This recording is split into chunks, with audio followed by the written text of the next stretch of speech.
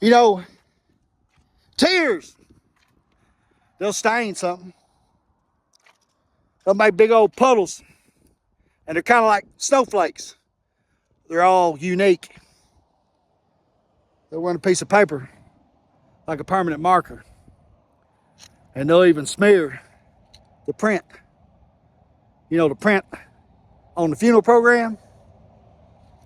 All them people will be sitting in them pews and they'll be crying in grief and loss. That's kind of like when my daddy died. I did real good. I didn't cry at all. I pulled off the funeral with my ankle bracelet on. I was being monitored because I was out on a furlough.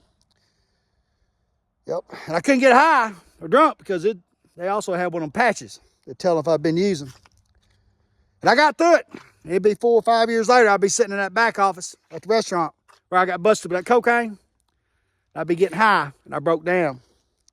And all my tears caught up on the paperwork and smeared every bit of it.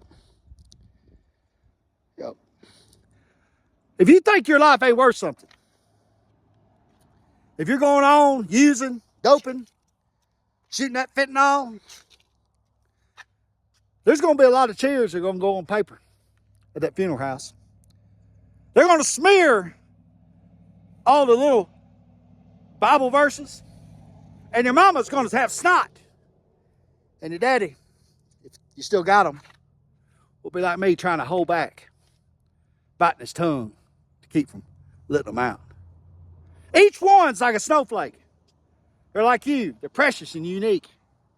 And if you think in that final second, when you get ready to pull that plunger on that big shot, that your life ain't worth nothing, there's a whole handful of people that believe different.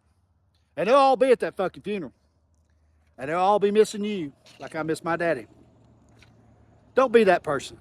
Find the courage today and win the war for yourself and them.